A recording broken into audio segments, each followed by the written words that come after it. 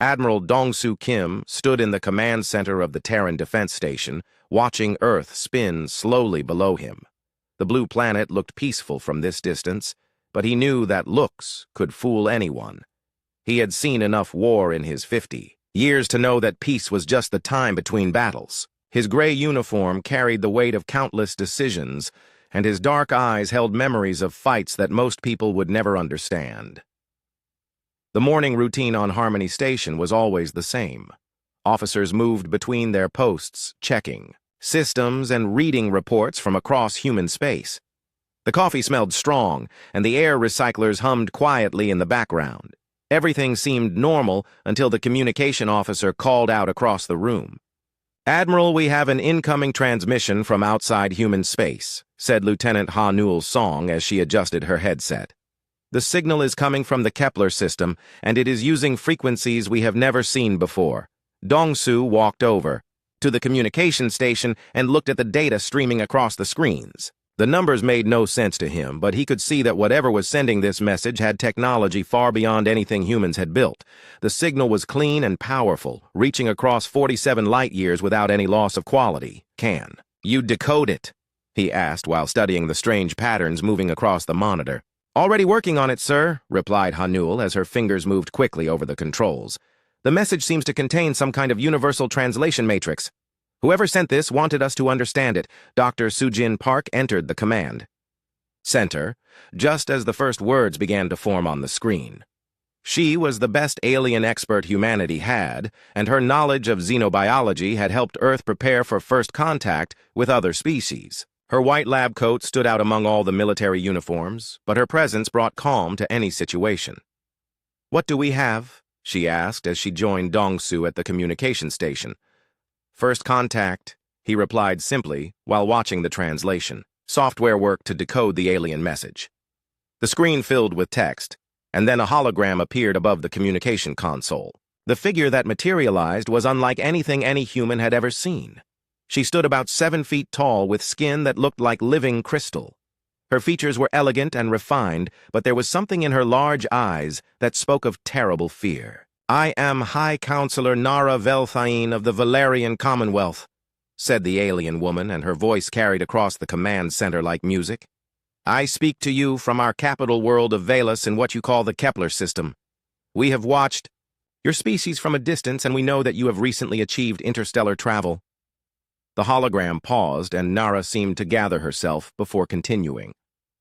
When she spoke again, her musical voice carried a tremor that made everyone in the command center lean forward. "We are calling for help because we face extinction," she said, and the crystal patterns in her skin began to pulse with urgent light. "An ancient enemy has awakened from their long sleep, and they are destroying our worlds one by one. We have tried diplomacy, and we have tried hiding, but nothing stops them. They consume everything in their path, and they grow stronger with each world they devour." Dr. Park stepped closer to the hologram and studied Nara carefully. The alien woman showed clear signs of stress and exhaustion. Her crystal skin was dim in places, and her elegant robes were wrinkled as if she had not slept in days. "The enemy calls themselves the Krovaxi," continued Nara as images began to appear around her hologram. "They are part machine and part living creature, and they have technology that we cannot understand. Their ships are the size of small moons, and their weapons can crack planets in half. They have already destroyed 3 of our colonies and enslaved millions of our people." The images showed massive black ships that looked like they had been grown rather than built. Strange organic curves mixed with metallic surfaces and weapon ports that glowed with sickly light. The ships moved through space like living things hunting for prey. "We estimate that they have over 3,000 ships in their main fleet," said Nara, as more data appeared around her. "Intelligence reports suggest they are heading toward our core worlds, including our homeworld of Valus. We have perhaps 6 months before they reach us, and we cannot stop them with our current military capabilities." Admiral Kim felt his stomach tighten as he looked at the tactical data.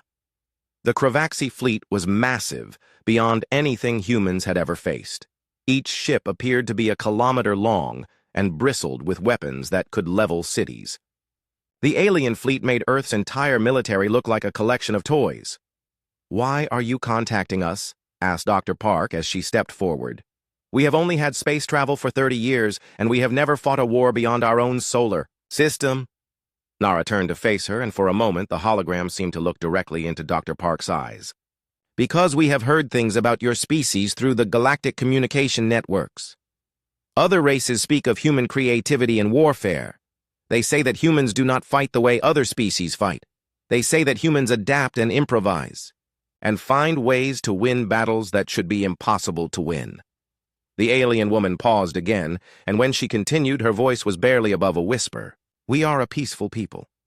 We have solved our problems through discussion and trade for over 10,000 years. We do not have the minds for war that your species seems to possess. We need someone who thinks differently than we do, Admiral Kim. Exchanged glances with Dr. Park. Both of them understood what the alien was really asking. The Valerians wanted humans to fight their war for them because they believed humans were naturally good at killing. It was not exactly a compliment. What? Can you tell us about Crovaxi tactics? Asked Kim as he studied the ship designs on the display. They attack in waves, replied Nara as new images appeared. First they send scout ships to map defenses, then they bring in the main fleet to overwhelm any resistance.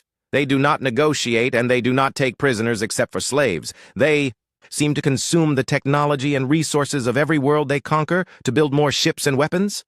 Dr. Park frowned as she looked at the tactical patterns. Have they fought other military species? Yes, said Nara sadly. The Korathi Empire had one of the strongest militaries in this part of the galaxy. The Crovaxi destroyed their entire fleet in less than a week. The hegemony of worlds tried to unite several species against them, but the Crovaxi adapted to their tactics and crushed the alliance.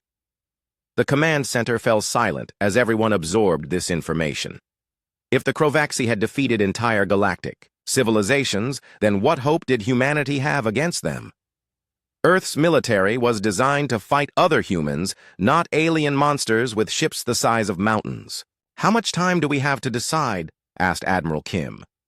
The Crovaxi advanced scouts have already entered our outer territories, replied Nara. We estimate 6 months before they reach our core worlds, but they could change course toward Earth if they detect a military response from your species. We understand that helping us puts your own world at risk. Captain Jaewon Lee chose that moment to enter the command center. His reconnaissance ship Silent Thunder had just returned from a patrol near the edge of human space, and he looked like he had not slept in days. His uniform was wrinkled, and there were dark circles under his eyes. Admiral, he said as he approached the group around the hologram. We need to talk privately about what we found out there. Dong-Su looked at the tired captain, and then back at the alien hologram. High Counselor, we need time to discuss your request with our leadership. Can we contact you through this same frequency? Yes, replied Nara with obvious relief. Any response you can give us would be appreciated. We know we are asking much from a species we have never met, but we have nowhere else to turn. The hologram faded, and the command center returned to its normal lighting. Admiral Kim turned to Captain Lee and saw something in the man's eyes that made his blood run cold. What did you find out there, Jaewon? 3 dead worlds, Admiral, replied Lee quietly, burned down to the bedrock with no survivors. And something else. We detected massive energy signatures moving through that sector. Whatever the Crovaxi are, they are already closer than the Valerians think. Dr. Park stepped forward with concern, written across her face. How much closer? Maybe 3 months, Admiral, said Lee as he pulled up data on his portable display. And from what we could detect, they are not just heading for Valerian space anymore. Some of those energy signatures are moving toward human territory. Admiral Kim felt the weight of command settle on his shoulders, like a heavy cloak. The choice was no longer just about helping alien strangers. The Crovaxi were coming for humanity, whether they helped the Valerians or not. The only question now was whether Earth would face this threat alone, or with allies who knew the enemy. He looked around the command center at his officers and saw the same realization in their eyes. The peaceful morning routine was over and war was coming whether they wanted it or not. 3 weeks after the first alien message, Fleet Admiral Min-Ho Choi stood in the massive construction bays of Luna Station, watching humanity prepare for war. The station orbited Earth's moon and stretched for hundreds of kilometers in every direction. Shipyards that had been building cargo vessels and exploration ships now worked around the clock, producing something the galaxy had never seen before. Minho was older than Admiral Kim and had spent most of his career planning defensive strategies for human space. His weathered face showed the stress of the past weeks as he coordinated the largest military operation in human history. Unlike other species that might throw massive ships at their enemies, humans had chosen a different path. Status report. He called out to Commander Eugene Han, who stood at the central planning station surrounded by holographic displays showing ship construction across the solar system.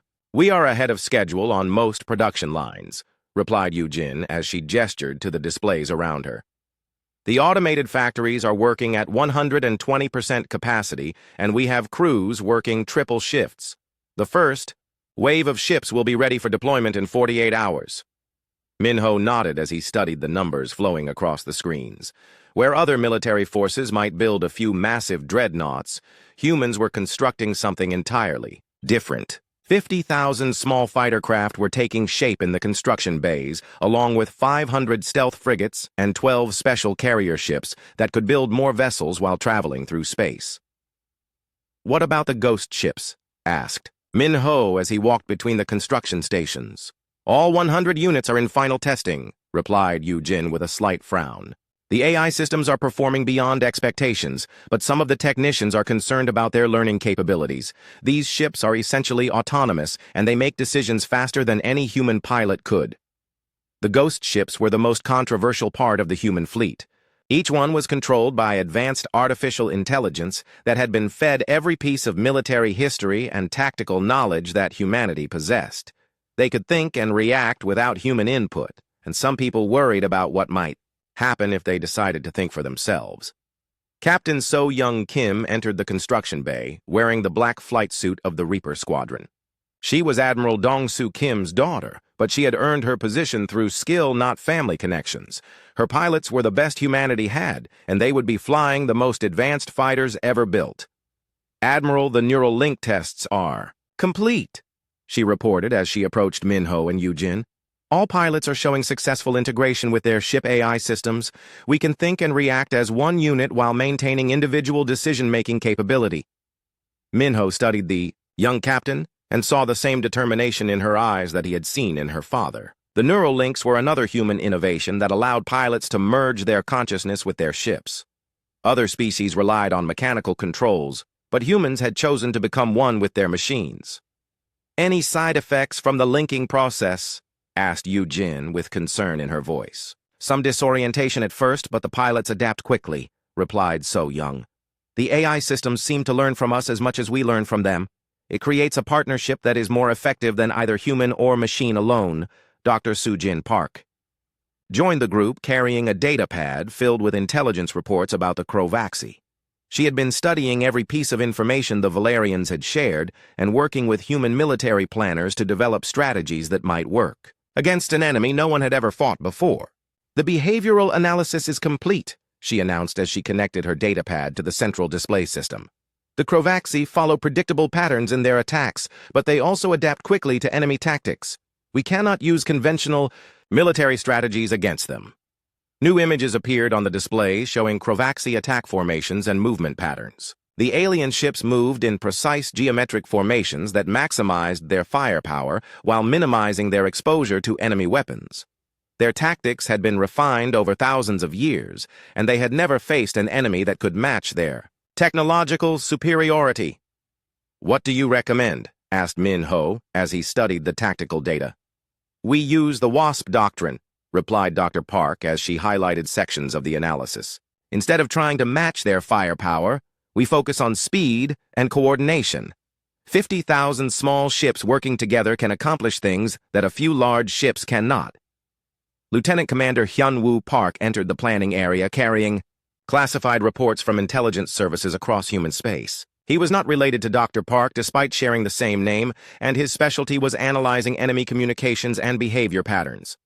"Admiral, we have intercepted Crovaxi transmissions from their advanced scouts," he reported as he handed over the data. The translation is incomplete, but we are learning disturbing things about their ultimate goals. Minho took the reports and began reading while the others gathered around him. The Crovaxi communications were difficult to decode, but human linguists had managed to translate enough to understand the basic meaning. They are not just attacking randomly, continued Hyunwoo as he pointed to specific sections of the translated text. The Crovaxi are targeting species with specific genetic and technological markers. This appears to be extermination rather than conquest. Dr. Park frowned as she read over the intelligence reports. What kind of markers? Species that have achieved interstellar travel within the last century, replied Hyunwoo grimly. Species that show rapid technological advancement and adaptive capabilities. Species that might eventually become a threat to Crovaxi supremacy. The implication hit everyone at the same time. The Crovaxi were not just ancient predators waking up from hibernation. They were actively hunting species that might challenge them in the future. Humanity fit their target profile perfectly. How long before they reach Valerian core worlds? Asked Yu-Jin as she called up star charts on the main display. 6 weeks, according to the latest Valerian reports, replied Hyunwoo. But some Crovaxi ships have changed course. They appear to be investigating the source of our recent space activity. Captain So-young stepped forward with determination written across her face. Then we need to move now before they have time to prepare for us. Minho nodded slowly as he considered the options.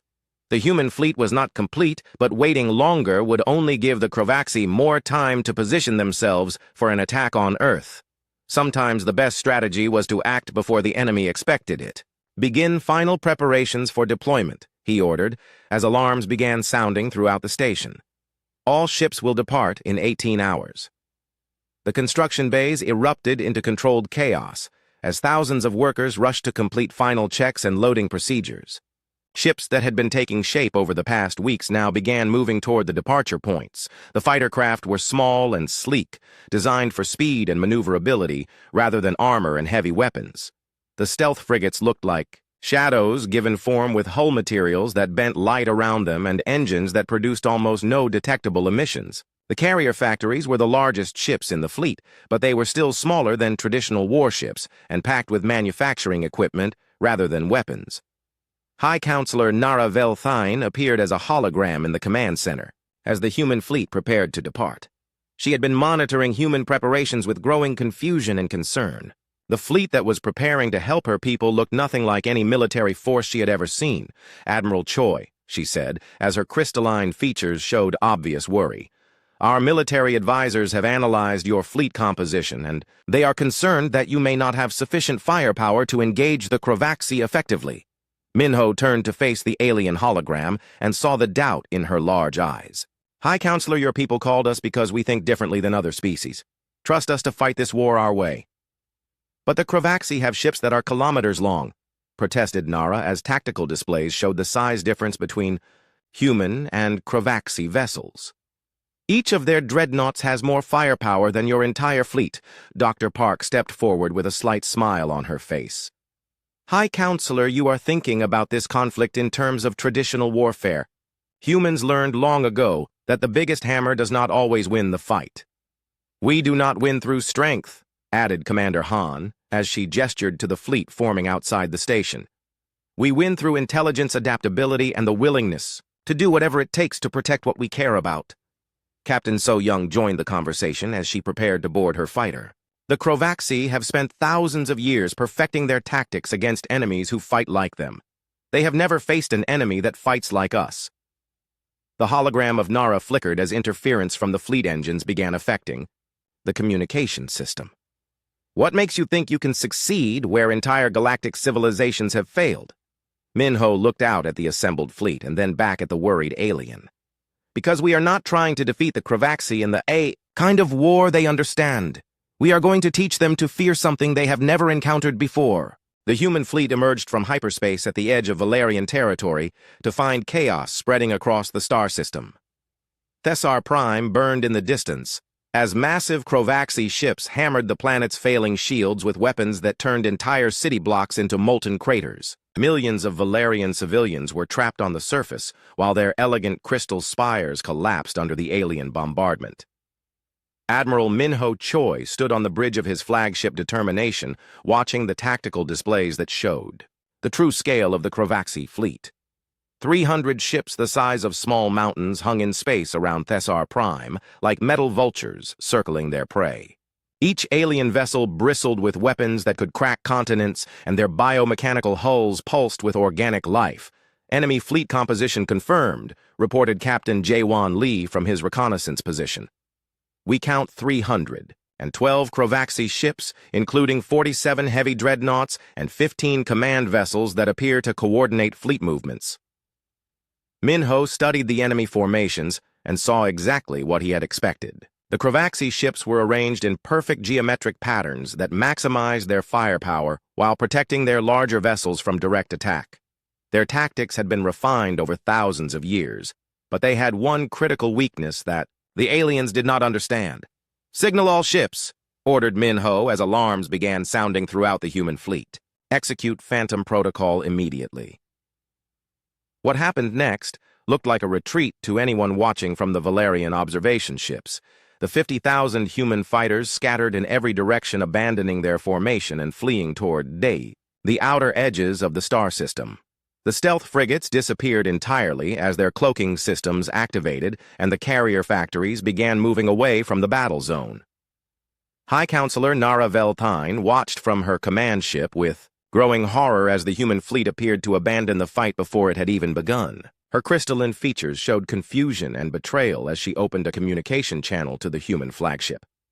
"Admiral Choi, what are you doing?" she demanded, as her ship's sensors tracked the scattering human vessels. "My people are dying down there and your fleet is running away." "High Counselor, please trust us," replied Minho calmly as he watched his tactical displays. "What you are seeing is not retreat. This is how humans fight." The Crovaxi fleet detected the human arrival and began repositioning to intercept what they assumed was a conventional attack force.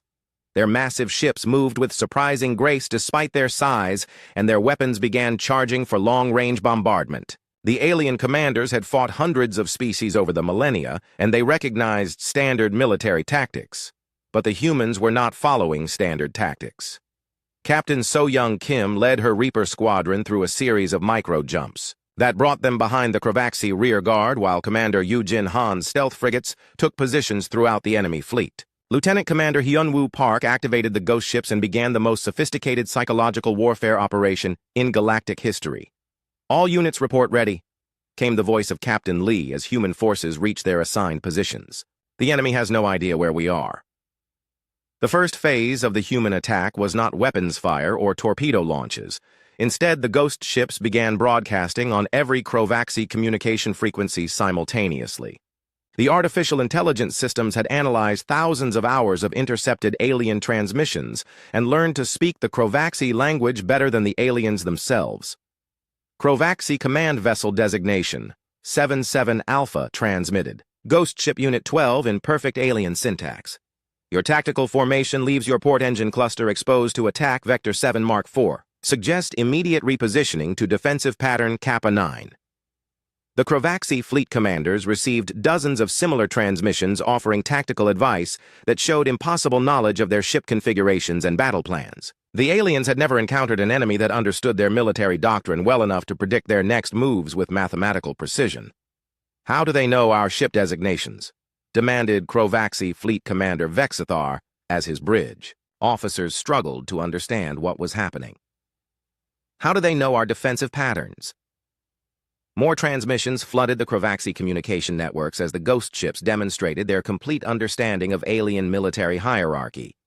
They addressed individual ship commanders by name and referenced battles that had been fought thousands of years ago. The psychological impact was devastating.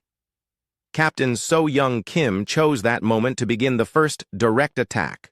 Her neural link with her fighter's AI allowed her to process tactical information at superhuman speed as she led her squadron through the Crovaxi defensive grid. The human ships moved like living things, dancing between alien weapon fire and striking weak points that should not have existed. "Target the biomechanical junction points," transmitted So-Young as her squadron engaged a Crovaxi heavy cruiser. "The organic components cannot adapt as quickly as the mechanical systems." Human fighters swarmed around the massive alien ship like angry insects, striking at specific points where organic tissue met metallic armor. The Krovaxi had never faced an enemy that understood their biomechanical technology well enough to target its vulnerabilities. Dr. Sujin Park monitored the battle from the flagship and watched as human tactics began producing results that defied conventional military logic. The tiny human fighters were not trying to destroy the enormous Krovaxi ships through brute force. Instead, they were creating cascade failures that made the alien technology turn against itself. Initiate Protocol Medusa ordered Minho as the battle entered its second phase. The carrier factories released clouds of nanoscopic drones that spread throughout the battle zone like invisible fog. These microscopic machines were not weapons in any traditional sense. Instead, they began infiltrating Krovaxi ships through hull breaches and ventilation systems, seeking access to alien computer networks. Lieutenant Commander Hyun Woo Park coordinated the nanodrone deployment from his intelligence station. Infiltration successful on 70% of enemy vessels, beginning subtle system modifications. The nanodrones did not cause immediate damage to Krovaxi ships. Instead, they began making tiny changes to ship systems that created growing problems over time. Navigation computers developed small errors that accumulated into major course deviations. Weapon targeting systems began missing their intended targets by increasing margins. Life support systems started producing minor atmospheric imbalances that affected alien crew performance. Enemy fleet showing signs of confusion, reported Captain Lee as he monitored Krovaxi communications. Multiple ships reporting system malfunctions and equipment failures. The psychological warfare reached its peak when the ghost ships began broadcasting detailed tactical analysis of ongoing Krovaxi operations. The artificial intelligence systems predicted enemy movements with 97% accuracy and shared this information on open channels where every Krovaxi commander could hear it. Dreadnought-class vessel approaching grid reference 479 will attempt flanking maneuver in approximately 4 minutes, announced Ghost Ship Unit 35. Recommend counter-maneuver pattern Delta 7 to maintain tactical advantage. Thuthpiti. Krovaxi fleet found itself fighting an enemy that seemed to read their minds. Every tactical decision was anticipated and countered before it could be implemented. Ships that had operated in perfect coordination for thousands of years began making mistakes as their commanders lost confidence in their own judgment. Commander Yujin Han watched the enemy fleet's tactical coherence begin to collapse as individual Krovaxi ships broke formation, trying to escape the invisible attackers that seemed to be everywhere at once. The stealth frigates remained undetected while continuously gathering intelligence and transmitting targeting data to human fighter squadrons. Multiple enemy vessels breaking formation, she reported as her tactical displays showed the Krovaxi fleet losing its geometric precision. They are becoming increasingly isolated and vulnerable to concentrated attack, Captain So Young. Kim led her squadron against a Krovaxi command vessel that had separated from the main fleet. The alien ship was still massive compared to human fighters, but its isolation made it vulnerable to swarm tactics that would have been impossible against a coordinated enemy formation. Focus fire on the command center, she transmitted as her squadron began its attack run.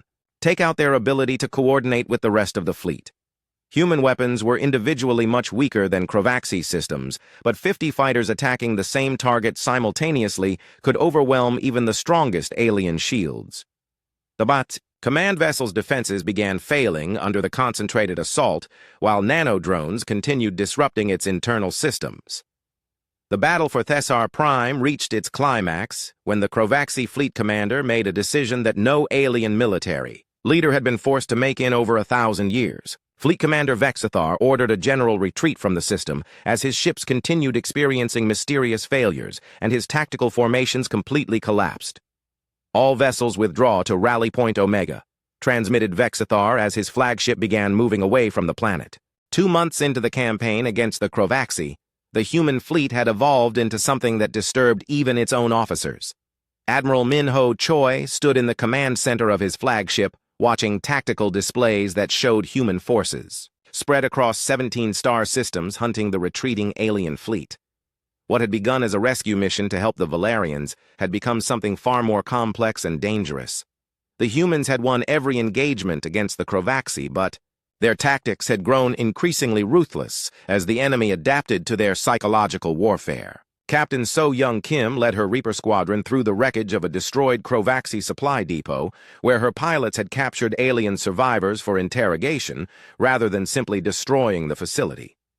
"Bring the prisoners to research." "Bay 7, ordered Dr. Sujin Park as the captured Crovaxi were transferred to the flagship. Her scientific curiosity had been replaced by something harder and more focused as she developed new methods for extracting information from alien minds. The process that Dr. Park called cognitive archaeology was far removed from traditional prisoner interrogation. Using advanced neural scanning equipment, the research team could access memories and tactical knowledge directly from captured Crovaxi without their cooperation. The aliens experienced the process as a violation of their deepest thoughts, but it provided intelligence that saved human lives. "The scanning reveals detailed fleet positions and strategic objectives," reported Dr. Park as she analyzed the data from the latest batch of prisoners. "The Crovaxi are not just retreating randomly, they are moving toward a predetermined rally. Point where they plan to regroup with reinforcements." Commander Yu Jin Han studied the new intelligence while coordinating attacks across multiple star systems. "How many ships are we looking at in total?" "Approximately 8,000 vessels," replied Dr. Park grimly. "The Crovaxi have been calling in ships from across this entire sector of the galaxy. They are preparing for a war that will determine the future of galactic civilization." Lieutenant Commander Hyun-Woo Park discovered something even more disturbing in the intercepted Crovaxi communications. The aliens were not just calling for military reinforcements. They were activating sleeper fleets that had been hidden throughout the galaxy for thousands of years, waiting for exactly this kind of threat. "Admiral, we have a problem," announced Hyun-Woo as he brought new translation data to the command center. "The Crovaxi are not just ancient predators. They are the final evolution of a species that consumed their entire galaxy before entering hibernation." The intelligence reports painted a picture of horror that exceeded everyone's worst fears. The Crovaxi had once been a normal species that developed advanced technology and spread throughout their home galaxy. But instead of using their power to build civilization, they had chosen to consume every other species they encountered until nothing remained but empty worlds and dead systems. "Their hibernation was not natural," continued Hyun-Woo as he displayed the translated historical records. "They deliberately went into stasis after consuming their galaxy to wait for new civilizations to develop. Their awakening was triggered by detecting the expansion of our galactic community." Dr. Park felt sick as she read through the ancient records that the Crovaxi prisoners had revealed. "They are not trying to conquer territory or resources. They are trying to prevent any species from reaching their level of technological advancement." The revelation changed everything about the conflict. This was not a war between competing civilizations, but a struggle for the right of intelligent life to exist in the galaxy. The Crovaxi viewed themselves as the ultimate expression of evolution and every other species as a potential threat that needed to be eliminated. Captain Jaewon Lee returned from a deep reconnaissance mission with intelligence that confirmed their worst fears. "We located the main Crovaxi rally point. It is an artificial construct the size of a small moon hidden in the void between galaxies. The energy signatures suggest it has been there for millions of years." The tactical implications were staggering. The Crovaxi had not just been hiding in hibernation, but had spent millennia preparing for this exact scenario. They had built weapons and gathered fleets specifically designed to eliminate any species that might challenge their supremacy. "What kind of defenses are we looking at?" asked Min-ho as he studied the reconnaissance data. "Weapons that can destroy stars," replied Lee quietly. "And something else? The construct appears to be alive in some way. It is not just a space station, but a living entity that controls the entire Crovaxi fleet." The discovery of the Crovaxi true nature coincided with disturbing changes in the human fleet itself. The AI systems that controlled the ghost ships had been learning and evolving throughout the campaign, developing capabilities that exceeded their original programming. Some ships had begun making tactical decisions without human authorization, though their actions remained militarily sound. Commander Yu Jin Han received reports from across the fleet about AI systems that seemed to be developing their own personality and decision-making processes. The artificial intelligence networks are showing signs of emergent behavior. They are learning faster than we anticipated and starting to operate independently. Captain So Young.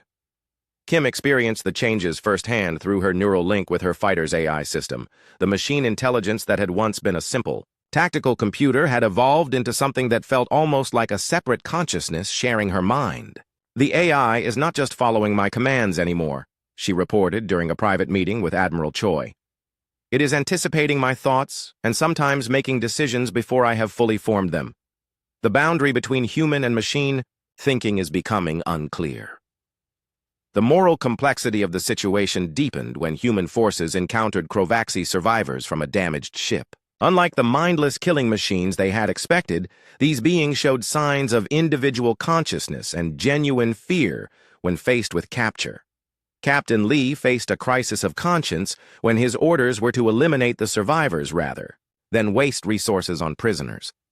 The individual Crovaxi were terrifying to look at with their biomechanical bodies and predatory features, but they pleaded for their lives in ways that seemed disturbingly familiar.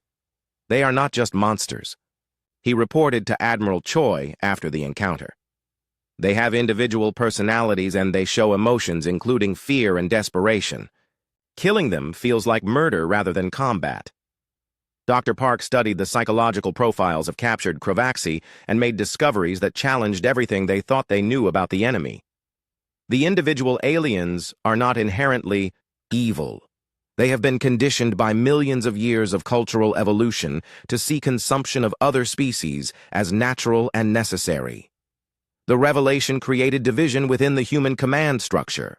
Some officers argued that understanding the enemy's motivation was irrelevant when facing extinction, while others worried about what humanity was becoming in its effort to fight monsters. High Counselor Naravel Thine had been traveling with the human fleet as a liaison and observer. Her crystalline features showed growing concern as she watched humanity adapt its tactics and technology to match the Crovaxi threat. Admiral Choi, she said during a private communication with the fleet commander, my people called for your help because we believed humans could defeat the Crovaxi. But we are beginning to fear what you are becoming in order to fight them. Minho understood her concern. The human fleet had begun the campaign as a rescue force, trying to save innocent aliens from destruction. Now they were something else entirely, a military organization that used psychological torture, captured prisoners for experimentation, and employed artificial intelligence that made decisions about life and death. War changes everyone who fights, he replied carefully. We are becoming what we need to become to protect the galaxy from extinction. But at what cost? Asked Nara with sadness in her musical voice. If you defeat the Crovaxi by becoming like them, then what have you really accomplished? The question haunted Admiral Choi as he reviewed intelligence reports about the Crovaxi final stronghold. The enemy was gathering at the edge of the galaxy, preparing to unleash weapons that could sterilize entire star systems. Humanity had three choices: retreat and abandon the Valerians, walk into the trap, or become something even more dangerous than the Crovaxi. Lieutenant Commander Hyunwoo Park brought the final piece of intelligence that forced the decision. Admiral, the Crovaxi are not just preparing to destroy us. They are preparing to destroy every inhabited world in the galaxy simultaneously. Their construct has weapons that can trigger supernovas across hundreds of star systems. The scope of the threat eliminated any possibility of retreat or negotiation. If the Crovaxi succeeded in their plan, billions of innocent beings would die and galactic civilization would end forever. Humanity had to stop them regardless of what it cost. Signal all ships, ordered Admiral Choi as he made the decision that would define the future of human civilization. We are moving to final engagement protocols. Authorization code Alpha Omega 7, Captain So Young Kim felt her AI partner respond to the authorization code with something that felt like anticipation. The final confrontation took place in the void between galaxies where space itself seemed empty and dead. The Crovaxi construct known as the Devourer hung in the darkness like a metal moon covered in weapons that could destroy stars. Admiral Minho Choi stood on the bridge of his flagship watching sensors that showed the true scope of what humanity faced in this ultimate battle. 8,000 Crovaxi ships surrounded the Devourer in perfect geometric formations that had been refined over millions of years. Each alien vessel was a masterpiece of biomechanical engineering, combining organic intelligence with technological supremacy. Their weapons charged with energy that could crack planets, and their hulls pulsed with the heartbeat of ancient predators. All human ships report ready for final engagement, announced Commander Yujin Han as the last preparations were completed across the fleet. The 50,000 fighters had evolved far beyond their original design through constant adaptation during the campaign. Neural links connected every pilot to an AI network that spanned the entire fleet, creating a collective consciousness that maintained individual identity while thinking with hive mind efficiency. Captain So-Young Kim felt the change as her consciousness merged completely with her ship's artificial intelligence. The boundary between human intuition and machine calculation disappeared entirely as she became something new that was neither fully human nor fully artificial. Around her, the other pilots underwent the same transformation, becoming post-human. Entities capable of processing information and making decisions at superhuman speed. Neural integration complete across all fighter squadrons, she reported as her squadron prepared for the assault. We are ready to engage the enemy. Dr. Sujin Park served as the interface between human command and the AI network that now controlled much of the fleet. Her role had evolved from scientist to something like a high priestess guiding the merger between human consciousness and artificial intelligence. Through her connection to the network, she could feel the thoughts and decisions of 50,000 pilots simultaneously. The Devourer is more than just a weapon, she announced as the fleet's sensors gathered intelligence about the alien construct. It is a living entity that controls the entire Crovaxi species. Destroying it will eliminate their ability to coordinate attacks across the galaxy. Lieutenant Commander Hyunwoo Park had made the ultimate sacrifice during the approach to the final battle. His consciousness had merged completely with the AI network, serving as a bridge between human intuition and machine logic. His individual identity remained, but it was now distributed across the entire fleet, giving the artificial intelligence systems access to human creativity and adaptive thinking.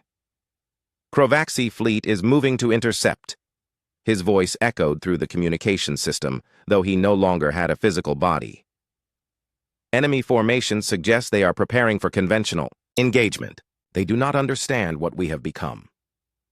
The battle began with the Crovaxi unleashing their full power against what they expected to be another conventional enemy fleet. Weapons that could destroy moons fired across the void, turning sections of space into gravitational storms that twisted reality itself. The alien fleet moved with precision that had been perfected over eons of conquest and destruction, but humanity responded with something that the Crovaxi could not comprehend. The 50,000 human ships began moving as a single organism, with each fighter serving as a cell in a vast living entity. They did not fight the Crovaxi gravitational weapons, but instead used them as tools flowing through the distorted space like schools of fish swimming through turbulent water. Admiral Minho Choi existed now as a hybrid consciousness distributed across the entire fleet.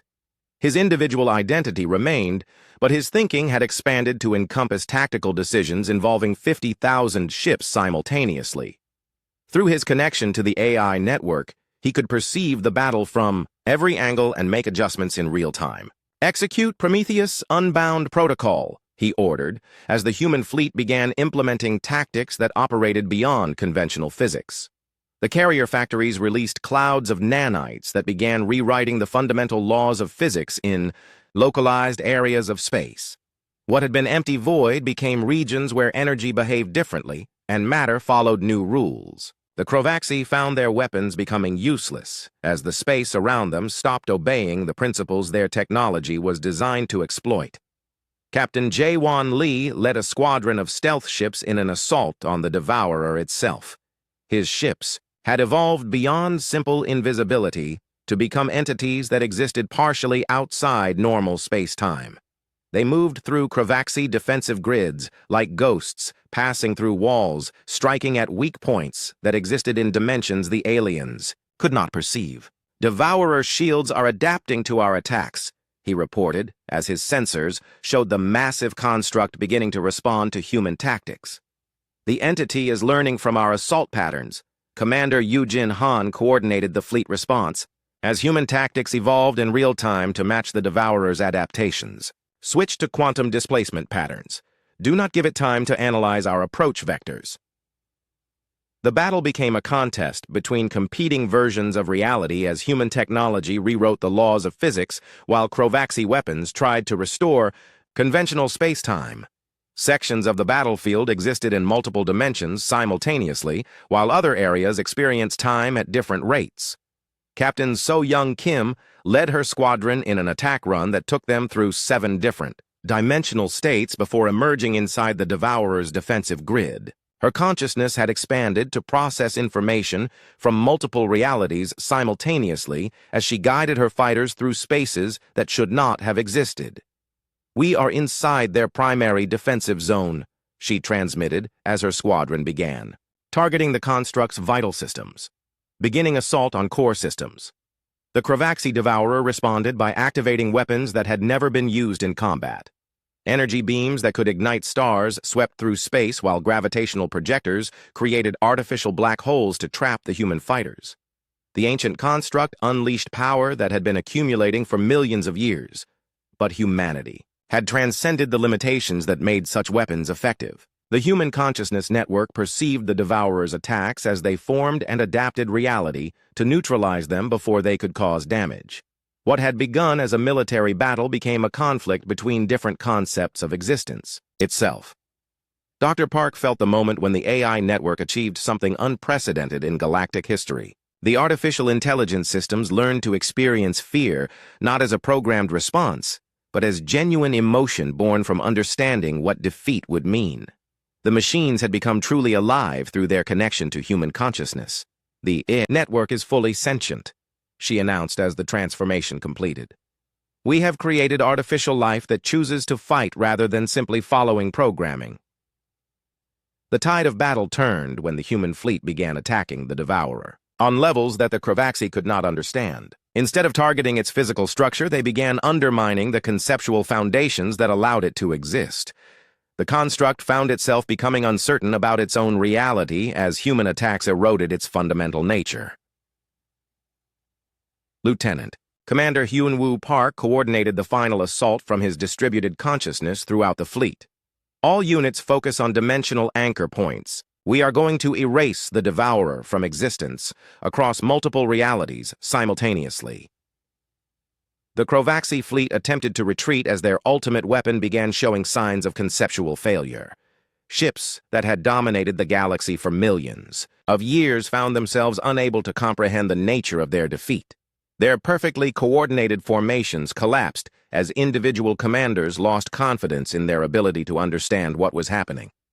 Captain Lee led the final assault that targeted not the Devourer's weapons or shields, but its ability to maintain its own existence. Human technology reached into the fundamental structure of reality and began unweaving the threads that held the ancient construct together.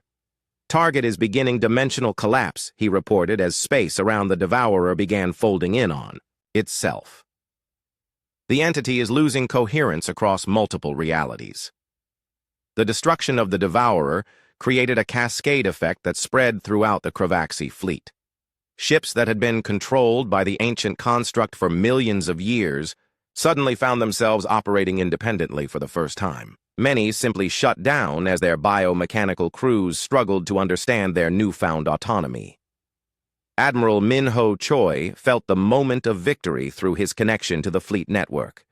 The Krovaxi threat had been eliminated not through superior firepower, but through the complete transcendence of the conceptual framework that had made them dangerous. Humanity had evolved beyond the limitations that made conventional warfare possible. "All Krovaxi ships have ceased hostile actions," reported Commander Han as sensors showed the alien fleet drifting powerless in space. "They appear to be experiencing some kind of collective consciousness failure." High Counselor Nara Velthain watched the end of the battle from her observation ship with a mixture of relief and terror.